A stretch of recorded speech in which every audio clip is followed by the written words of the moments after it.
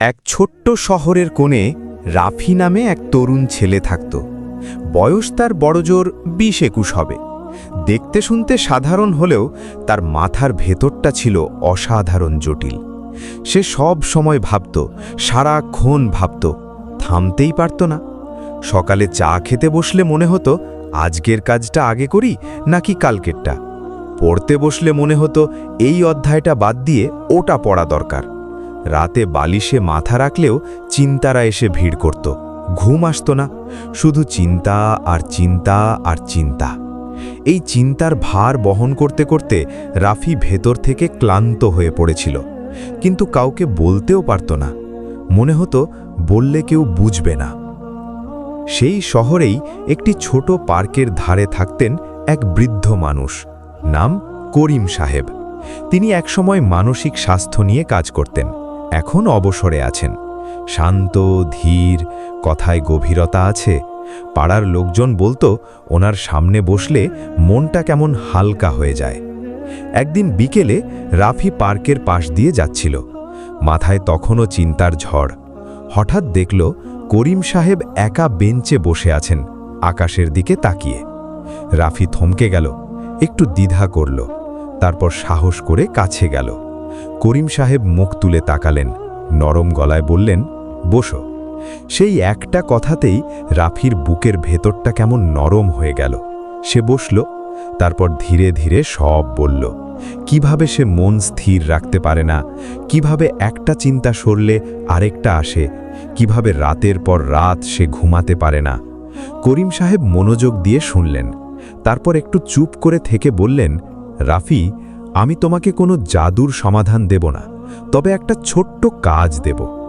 আজ রাতে চুপচাপ বসবে, চোখ বন্ধ করবে, আর শুধু একটাই শর্ত, হাতির কথা মাথায় আনবে না।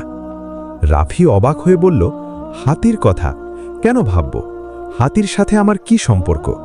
করিম সাহেব মৃদু হাসলেন, বললেন, ঠিকই বলেছ, সম্পর্ক নেই তাই ভাবারও দরকার নেই, শুধু চেষ্টা করো যেন না আসে।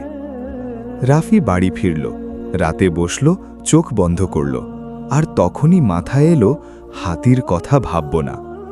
আর সাথে সাথেই একটা বিশাল হাতি তার মনের পর্দায় ভেসে উঠল। কান নাড়ছে, সুর তুলছে, হেঁটে যাচ্ছে। রাফি যত সরাতে চাইল হাতি তত বাড়ল, একটা থেকে দুটো, দুটো থেকে 10টা। সে বিরক্ত হয়ে উঠে গেল।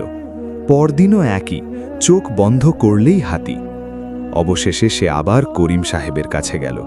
বিরক্ত মুখে বলল, আপনি কি করলেন?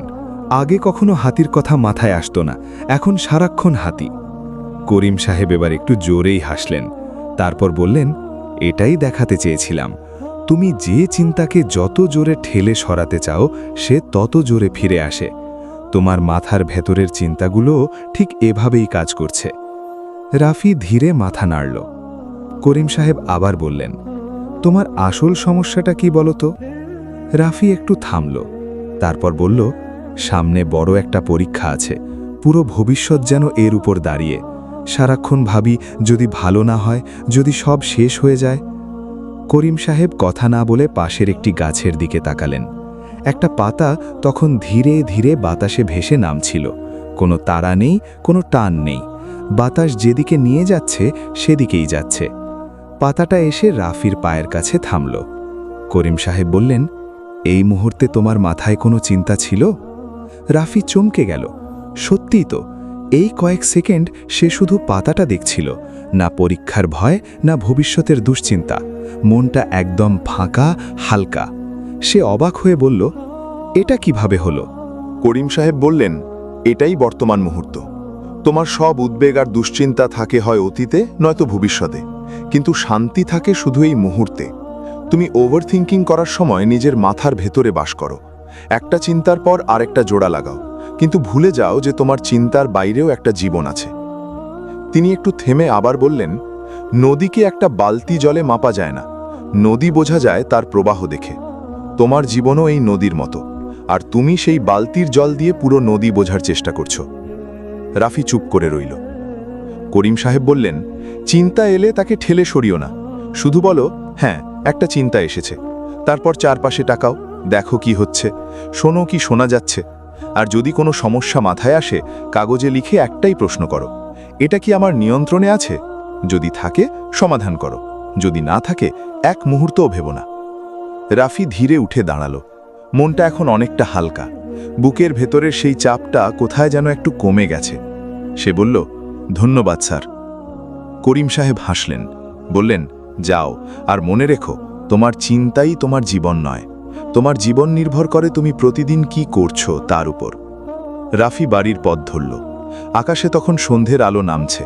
সে প্রথমবারের মতো সেই আলোটা সত্যিকার অর্থে দেখল, আর মনে মনে ভাবল, হয়তো জীবনটা এভাবেই দেখতে হয়, একটু একটু করে,